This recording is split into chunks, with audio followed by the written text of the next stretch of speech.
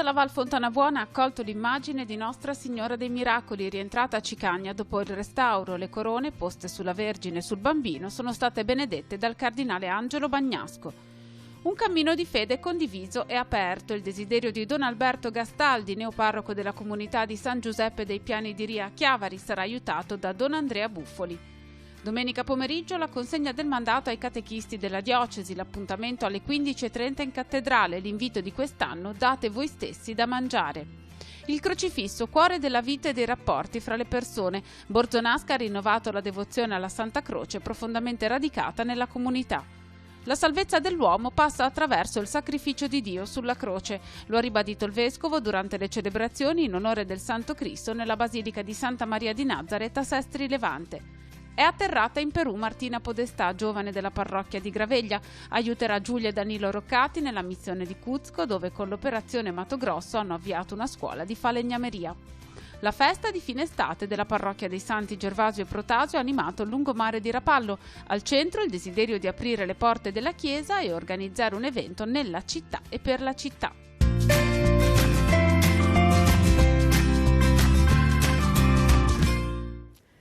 Benvenuti a Noi Chiesa, la nostra trasmissione dedicata alla vita della diocesi di Chiavari, per leggere il nostro tempo in ascolto del Vangelo di Matteo. Questo è il tema del convegno diocesano 2017 che si svolgerà venerdì 27 settembre al Villaggio del Ragazzo di San Salvatore di Cogurno. L'appuntamento è alle 19 per un momento di accoglienza, alle 20:15 la relazione della biblista Rosanna Virgili, cui seguirà il dialogo in assemblea e la conclusione. Tutti sono invitati a partecipare. Ora andiamo nelle parrocchie del nostro territorio e iniziamo dalla Val Fontanabuona ed in particolare da Cicagna. Tutta la valle infatti ha accolto l'immagine di Nostra Signora dei Miracoli, che è rientrata nella chiesa parrocchiale di Cicagna dopo un accurato lavoro di restauro. Le corone che sono state poste sul capo della Vergine e del Bambino sono state benedette dall'arcivescovo di Genova, cardinale Angelo Bagnasco.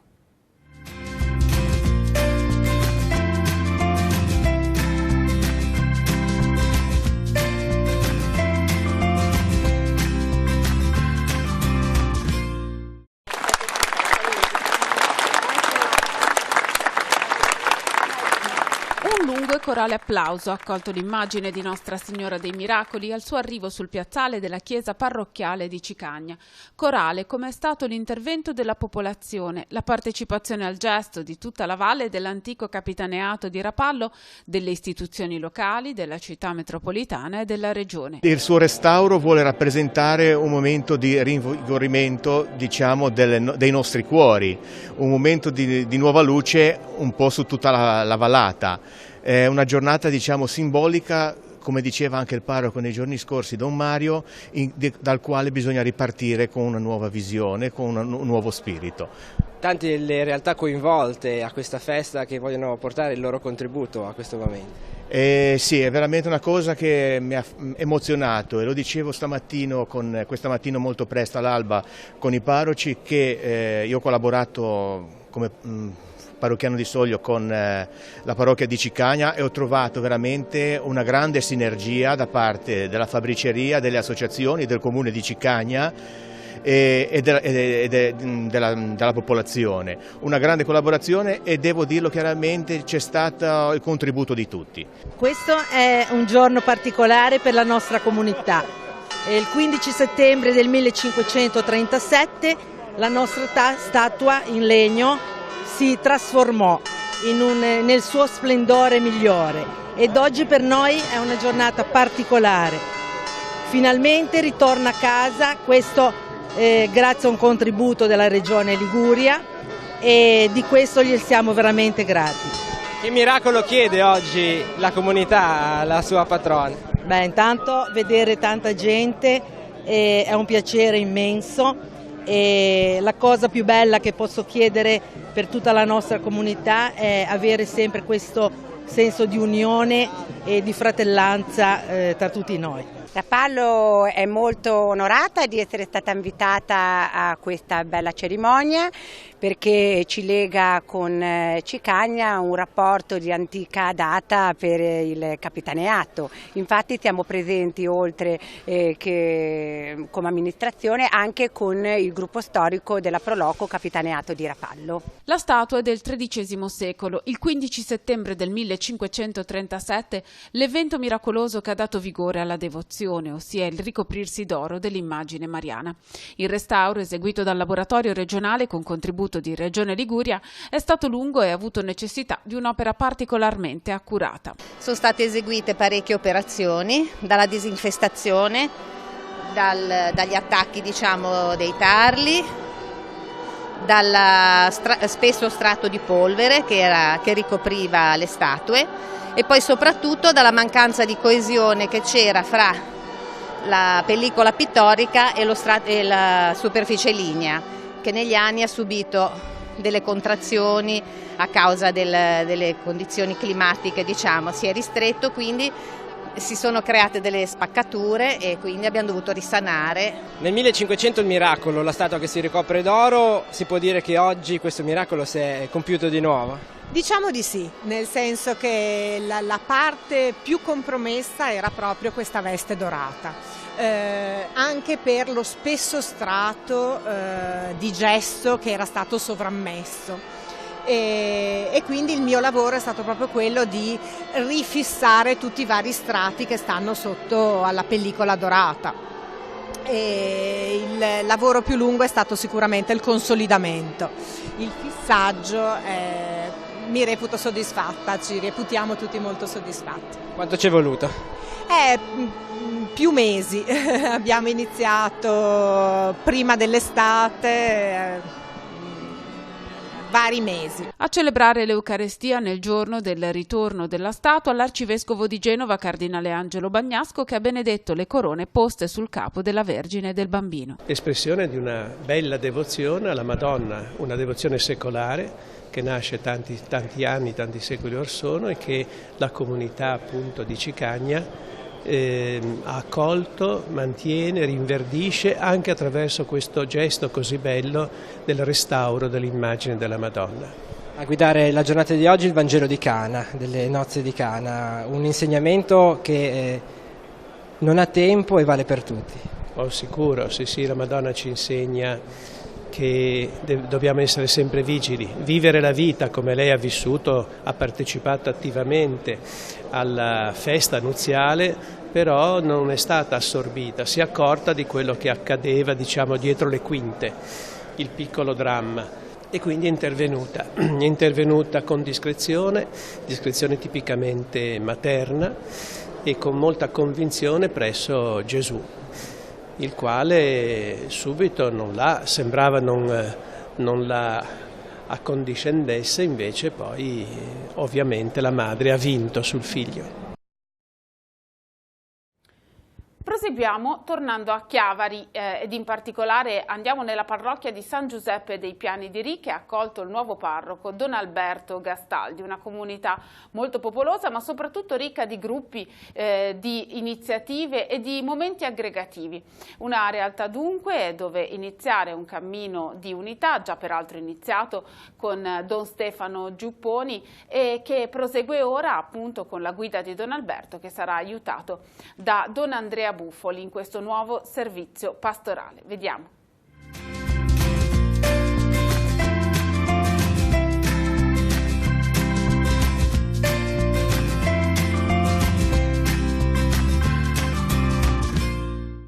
La comunità di Ria Chiavari ha accolto il suo nuovo parroco, Don Alberto Gastaldi, nel clima di gioia e di fraternità che la contraddistingue. Accompagnato dal vescovo, Don Alberto ha fatto il suo ingresso nella parrocchia densamente popolata e ricca di gruppi, punti di aggregazione, iniziative e persone capaci di dare vita a molteplici momenti di festa e di impegno.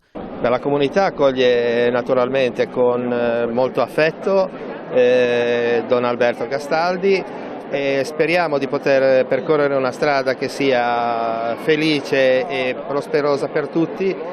E nel segno della continuità abbiamo lasciato Don Stefano, ci ha lasciato Don Stefano una comunità viva nella quale abbiamo collaborato insieme. Speriamo di continuare questa collaborazione anche con il nuovo parroco e continuare a fare tutte quelle cose che hanno fatto appunto sì che questa comunità sia importante, sia viva e prosperi bene. Tante le realtà che la compongono, la sfida che ha lanciato Don Alberto oggi è quella di fare comunità insieme, di mettere insieme tutte queste realtà, fare condivisione. Certo, assolutamente sì, perché poi in questa comunità siamo diversi gruppi che partono, non so, dal comitato Festa in Piazza ai catechisti, al mercatino, al coro, e se me ne scordo mi dispiace. Però l'importante è far sì che tutti riusciamo a convivere con tutte le nostre diversità e metterle insieme perché poi portino degli aspetti che sono determinanti.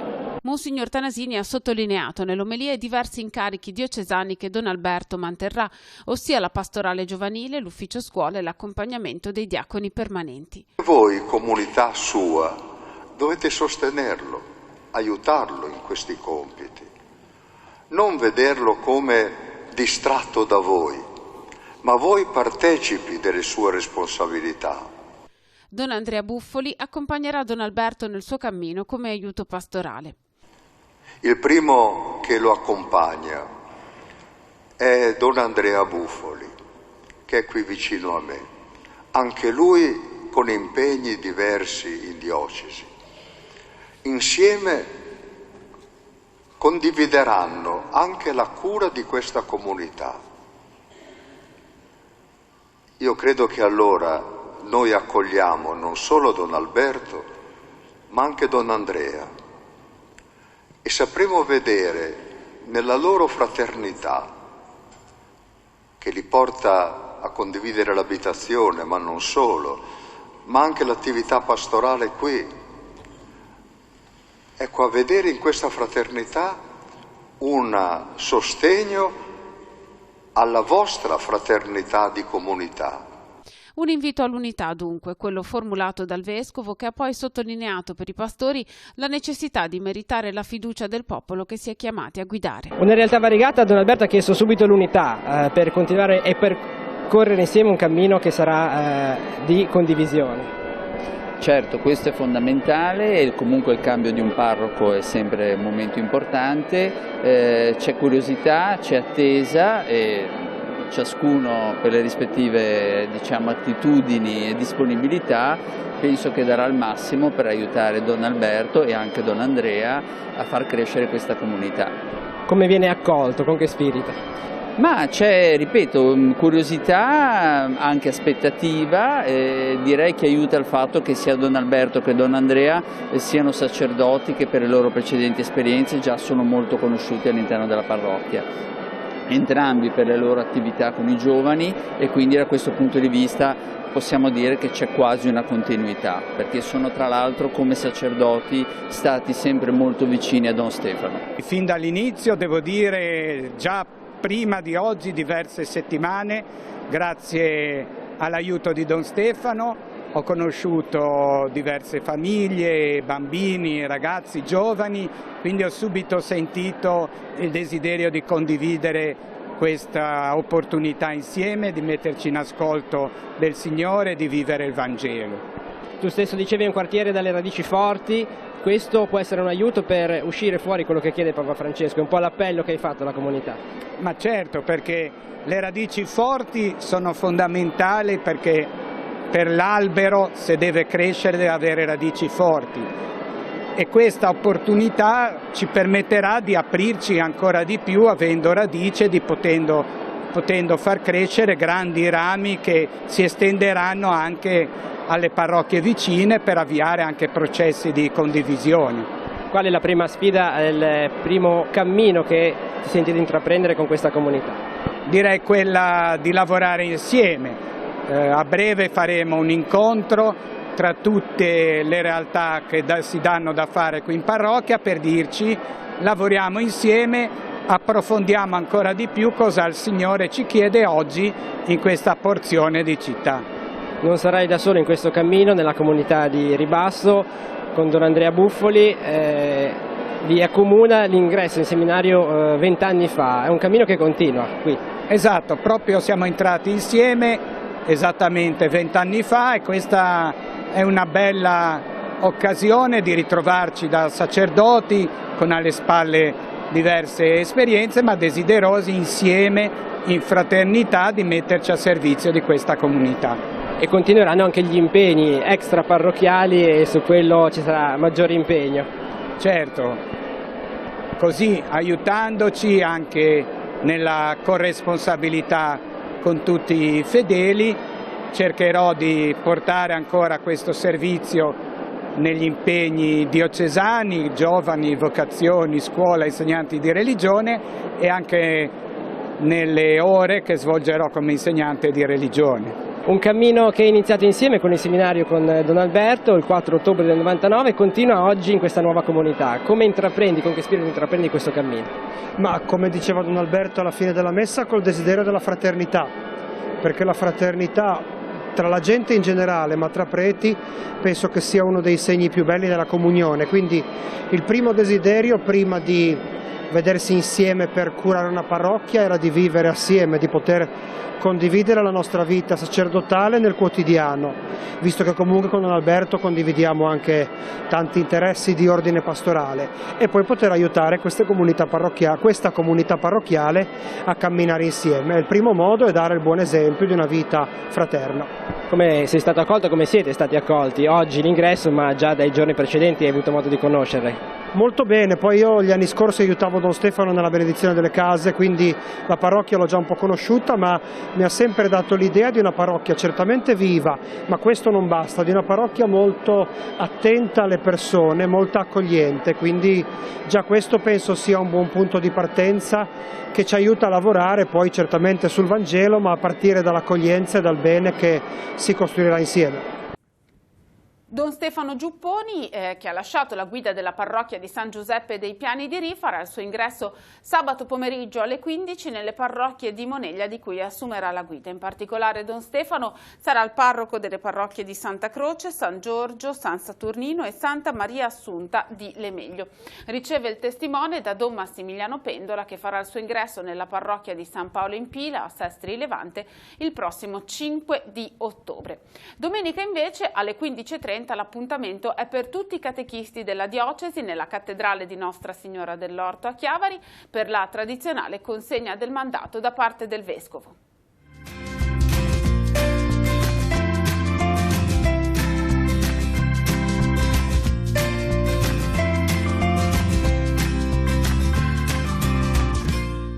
Come si svolge il momento della consegna del mandato ai catechisti?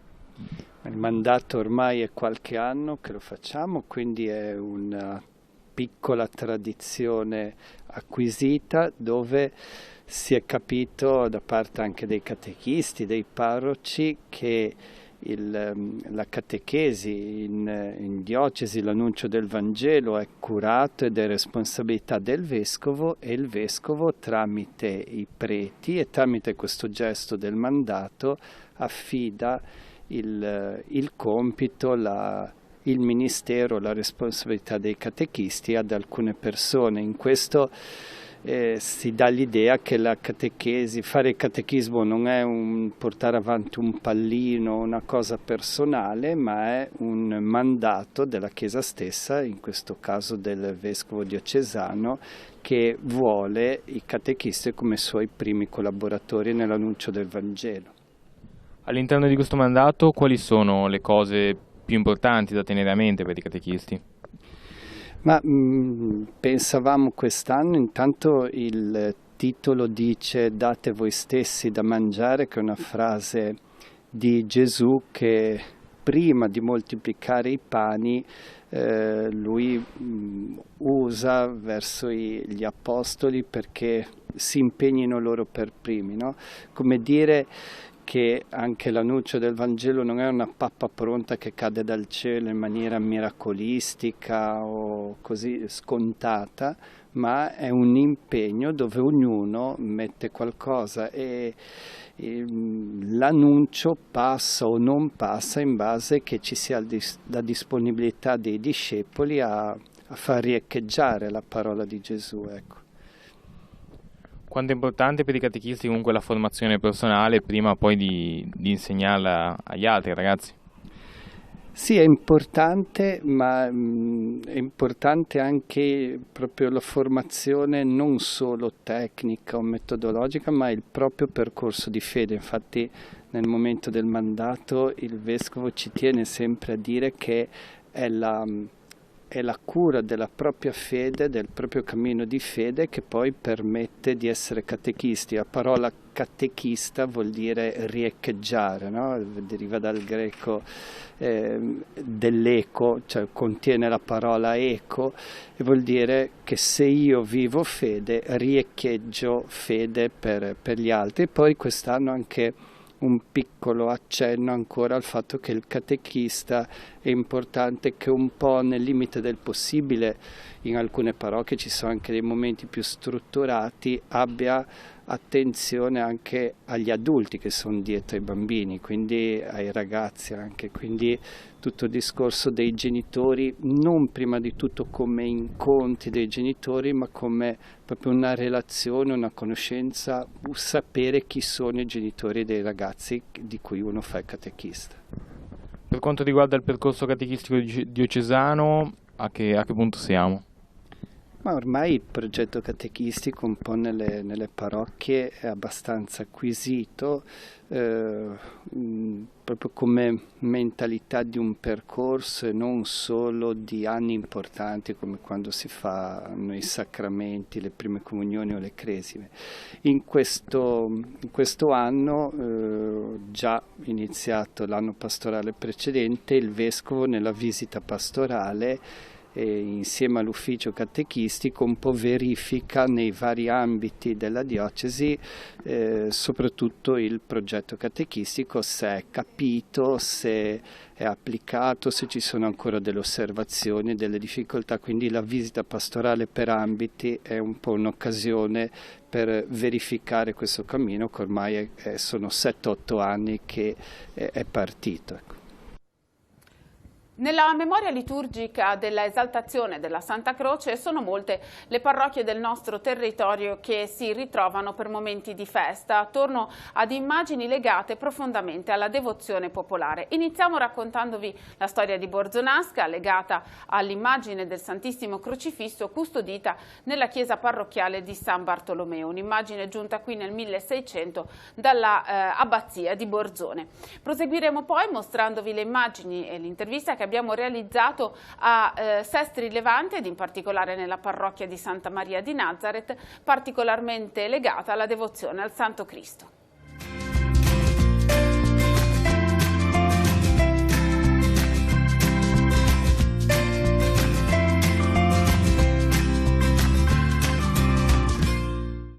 Il Cristo crocifisso è il rifugio, è colui dal quale ci si aspetta il sostegno, la consolazione, l'aiuto in ogni circostanza. Borzonasca volge spontaneamente gli occhi al crocifisso, cuore della vita della comunità parrocchiale. Nel giorno della memoria liturgica della esaltazione della Santa Croce, Monsignor Tanasini lo ha ricordato, celebrando l'Eucarestia in occasione della solennità del Santissimo Crocifisso, invitando a porre la devozione alla croce al centro dei rapporti fra le generazioni ma anche fra le persone. È bello che noi ci affidiamo a Lui, che noi confidiamo in Lui, ma sapendo fino in fondo che cosa chiediamo. Chiediamo di vivere davvero in pienezza la vita eterna. Per Borzonasca la solennità del crocifisso è un momento estremamente importante che manifesta fede e devozione autentica. Lo ha confermato il parroco Don Daniele Beronio, che ha vissuto per la prima volta questo appuntamento con i fedeli della Valle Sturla. Pur essendo venuto da poco qui si sente, ecco, questa importanza, questa enormità, no? questo sentire il crocifisso al centro della propria vita. Credo che dovremmo spingere proprio perché il crocifisso sia sempre più il centro della vita della nostra vita, sia sempre più sentito come il cuore del cristianesimo, come quell'atto di amore che anche noi ci interpella e che anche noi siamo chiamati a vivere nella nostra quotidianità, con i nostri gesti, le nostre scelte e il nostro modo di amare, quindi un po' tutta la nostra vita è compresa. Qual è il significato e l'importanza della festa della Santa Croce? Ma credo che sia quello di rendere onore a chi davvero è stato crocifisso, cioè il Signore Gesù, per la salvezza di tutti gli uomini. Mi sembra che in questi giorni lo abbiamo ripetuto durante la novena e spero che durante la festa questo sia proprio sentito, sia un po' il centro, il fulcro, no? Gesù che va in croce per la salvezza dell'umanità, di tutte le persone, quindi anche di noi. La chiesa parrocchiale di Borzonasca, intitolata San Bartolomeo, è stata elevata alla dignità di santuario del Santissimo Crocifisso nel 1942. La reliquia venne trasferita nel 1600 dall'abbazia di Borzone all'oratorio dei Santi Giacomo e Filippo.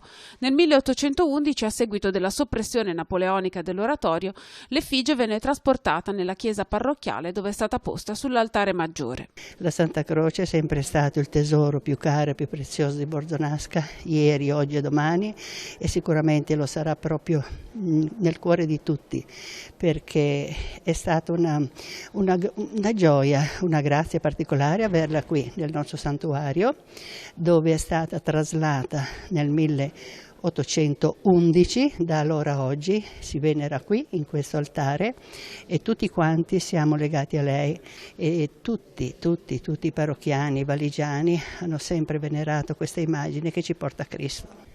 Ha un ricordo in particolare legato a questa celebrazione? Diciamo che i ricordi sono tantissimi e chiaramente quelli più forti sono quelli legati ai giubilei, quando il Santissimo Crocifisso, gli 25 anni, e anche quando c'è qualche avvenimento particolare, come c'è stato l'anno della Misericordia, scende, viene reposto e viene venerato qui a Basso per 3, 4, 5 giorni, secondo i vari momenti che si stabiliscono, e diciamo che quelli sono ricordi, diciamo, indelebili.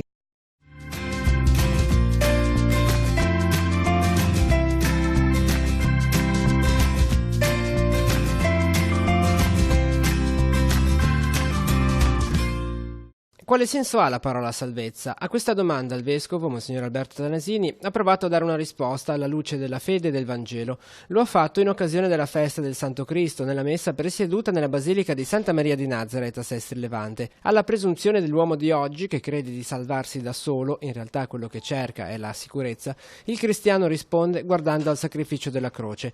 Dio ha tanto amato il mondo da dare il suo figlio unigenito perché chiunque creda in lui non perisca ma abbia la vita eterna, ha sottolineato il pastore della diocesi, citando il passo del Vangelo di Giovanni. La nostra vita potrebbe durare anni e anni e anni, ma non sarebbe salvata. Sarebbe sempre la nostra vita di qui, con le sue gioie, i suoi dolori. Ecco allora la salvezza, una vita piena, perché vita eterna vuol dire non soltanto una vita che dura sempre, ma una vita che è piena, realizzata.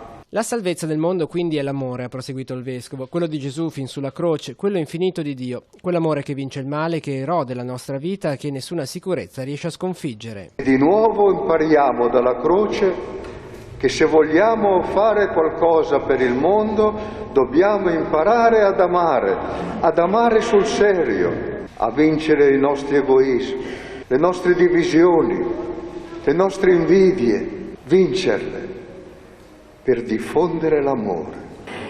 È un crocifisso che la comunità ritiene miracoloso, segno cioè dell'esperienza proprio nei fatti della vita, della vicinanza, della salvezza e della protezione di Dio. La gente che vive qui attorno alla chiesa ha un attaccamento assoluto a questo crocifisso, è il segno che manifesta la vicinanza e la presenza di Dio. La parola che particolarmente quest'anno abbiamo accolto dal Vescovo è il tema della salvezza, una domanda importante che può essere equivocata. In che cosa consiste la salvezza? Spesso cerchiamo una salvezza terrena, una salvezza che coincida nel benessere, nella fortuna, nella prosperità della vita. Il Vescovo ci ha detto una salvezza più profonda, più globale, che riesca a dare il senso alla vita, dare il valore alla nostra persona, dare ugualmente valore e dignità a tutti gli altri. Questa esperienza di una pienezza di vita che sperimentiamo già sulla terra e che si compierà in cielo, che nasce dall'accettare come vero che Dio ha tanto amato il mondo da dare suo figlio. Il crocifisso è proprio questo segno, il segno dell'infinito amore per ciascuno di noi.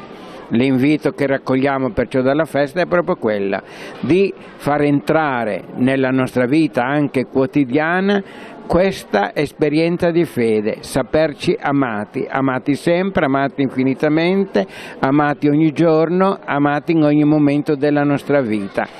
Se vivremo così, certamente la nostra vita sperimenterà la salvezza, cioè la vita che ha senso, la gioia. Usciamo ora dai confini della nostra diocesi, idealmente perlomeno, perché una giovane della nostra diocesi, Martina Podestà, della parrocchia di Sant'Eufemiano di Graveglia, ha raggiunto Cuzco in Perù per un periodo di missione di circa 6 mesi. Aiuterà infatti Danilo e Giulia Roccati dell'Operazione Mato Grosso, che stanno portando avanti l'avvio di una scuola proprio in quella poverissima regione. Un'occasione preziosissima per circa una trentina di ragazzi che stanno così potendo frequentare la scuola, ma non solo, perché grazie al lavoro di Giulia e di Danilo i ragazzi hanno iniziato ad apprendere anche il mestiere di falegname, che sarà per loro importante per poter intraprendere un'attività lavorativa. Nei giorni scorsi a Graveglia c'è stata una Santa Messa ed un semplice momento di festa per salutare Martina, c'erano davvero tanti amici.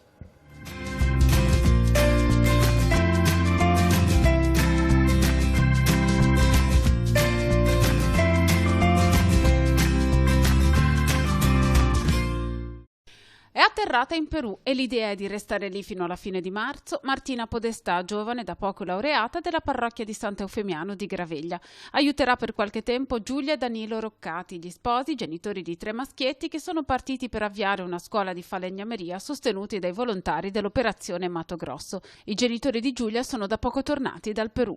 Intanto hanno aperto questa scuola che era stata chiusa per un periodo. Al mattino hanno le lezioni scolastiche, essendo anche una scuola parificata, e al pomeriggio insegnano a lavorare il legno, piccoli lavori ovviamente, perché i ragazzi sono in età medio giovane, non possono fare grossi lavori. Quanti bambini ci sono? Quanti ragazzini? 29. E di che età grosso modo? E lì è una media che va, io penso, dai 12 ai 14, sì. Comunque, e loro come si trovano? Sono contenti? Loro sono molto contenti, siamo noi ovviamente che siamo un pochino meno contenti, perché la distanza è notevole, le preoccupazioni sono tante, poi siamo nonni, quindi siamo molto ansiosi, poi abbiamo 3 nipotini che non vediamo da parecchio tempo, diventa anche più difficile. Comunque siamo stati bene, è un bel posto, molti spazi aperti, nessun bambino che gioca col cellulare, non ci sono proprio i cellulari, quindi non hanno il problema del doppio pollice, giocano ancora con le biglie, che trovo che sia una cosa bellissima, specialmente per me che sono anziano, ho questo ricordo. Le biciclette, il pallone, giochi semplici, bello, molto bello. È una cosa che arricchirà sicuramente anche i bambini, perché parte il posto che è molto bello, la gente è ospitale, gente mite, è un paese, quindi ti incontri per strada, ti salutano, però loro sono molto soddisfatti perché la scuola funziona bene, hanno un bel gruppo, anche gli insegnanti, gli assistenti, li ho visti molto uniti, quindi insomma penso che io spero che tornino fra 2 anni, ma non è detto, perché abbiamo messo in conto che o trovano qualcuno che li sostituisce o non credo che lasceranno questi ragazzini da soli, ecco, perché vedo proprio che c'è tanta passione da parte loro e i ragazzini sono contenti, insomma. Per l'economia locale imparare un mestiere come quello del falegname è fondamentale. Sì, perché poi loro, finito diciamo la scuola, possono andare a lavorare nella cooperativa, c'è un paese lì vicino dove altri ragazzi italiani ormai sono là permanenti da parecchi anni, hanno proprio questa cooperativa dove fanno i mobili. Per salutare Martina, gli amici del Movimento dei Focolari, dell'Operazione Mattogrosso, della Parrocchia di Graveglia e della Pastorale Giovanile Diocesana si sono ritrovati nella chiesa della Prioria per la celebrazione della messa presieduta dal parroco Don Enrico Dondero. Per salutare Martina, per incoraggiarla certo, ma anche per toccare con mano la sua testimonianza semplice e discreta. Quello che farò non lo so neanch'io, parto un po' così, tra virgolette, allo sbando. Vado, loro mi hanno detto che potrò andare a aiutare i poveri, che potrò aiutarli nell'oratorio, di fare veramente quello che mi sento io, e ogni cosa che mi viene in mente posso proporla, e tutto può essere un aiuto. Senza l'affetto della tua famiglia forse sarebbe stato anche difficile scegliere di partire. Sì, mi hanno sostenuto veramente tanto, e soprattutto in queste ultime settimane che magari ero un po' più emozionata, sono stati fondamentali soprattutto gli abbracci della mamma che mi hanno aiutato veramente tanto. L'idea da dove t'è partita? Sentendo Giulia e Danilo dalla loro amicizia o da un desiderio più profondo? Da una parte curiosità. Quando sono partiti Giulia e Danilo, sapendo che andavano ad aprire una scuola, mi è venuta proprio la curiosità di andare a vedere cosa facevano loro, e sì, in un certo senso anche l'amicizia, e poi il desiderio di fare un'esperienza anche lontano da casa che possa aiutarmi a crescere. Andiamo sul lungomare di Rapallo, che ha ospitato la festa di fine estate organizzata dalla parrocchia dei Santi Gervasio e Protasio, un'occasione per offrire un momento appunto di festa nella città e per la città.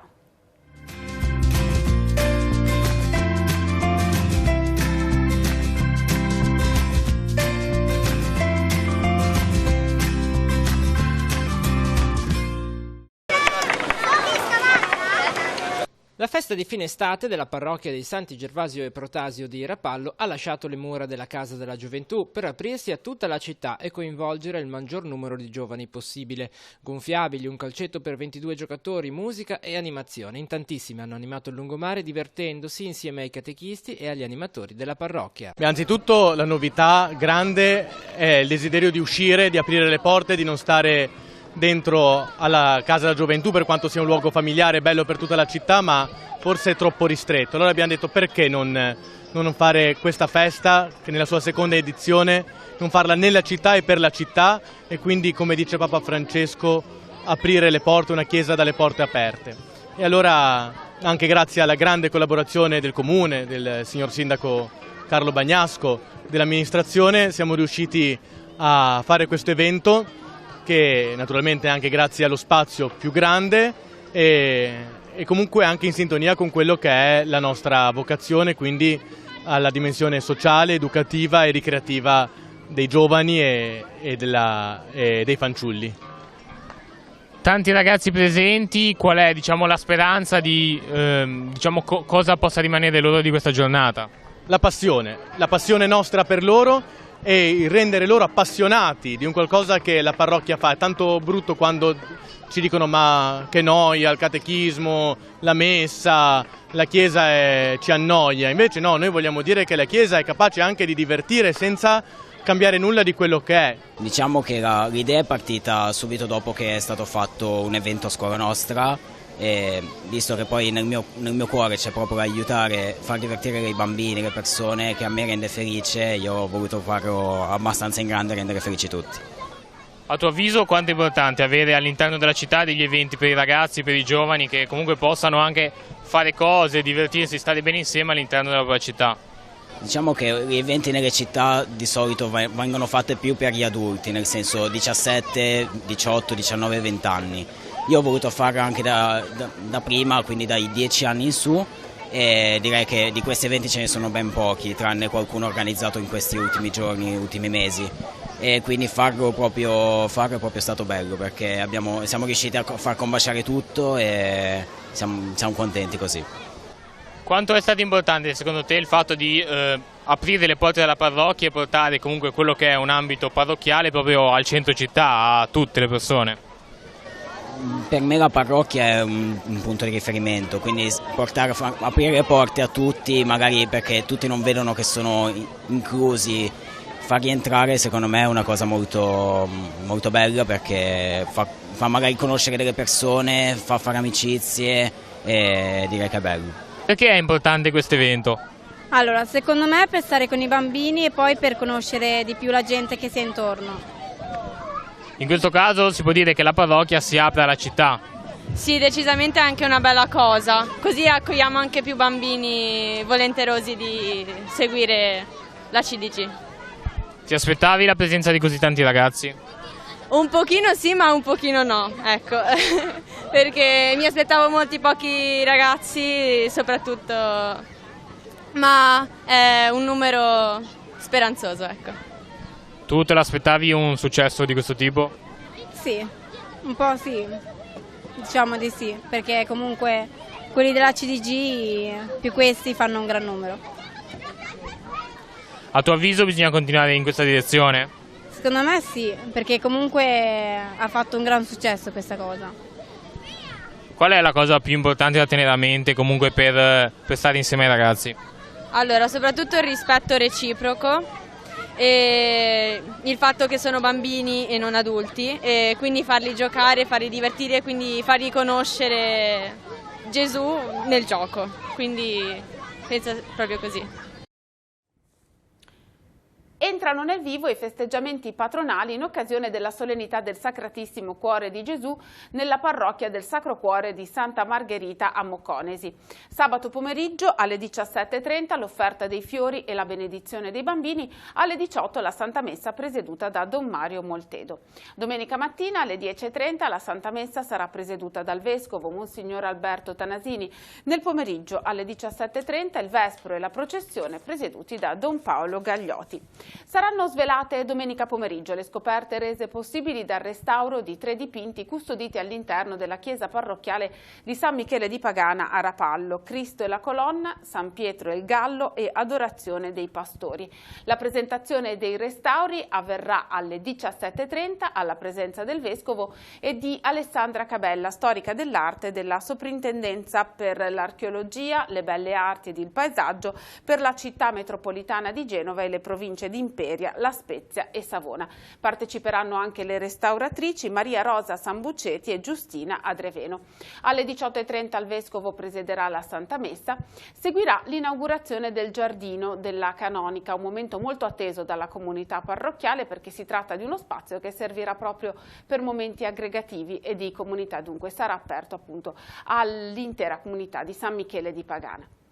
Terminiamo così questo appuntamento settimanale con Noi Chiesa, il nostro viaggio alla scoperta della vita della diocesi di Chiavari. Grazie per averci seguito, ci rivediamo la prossima settimana.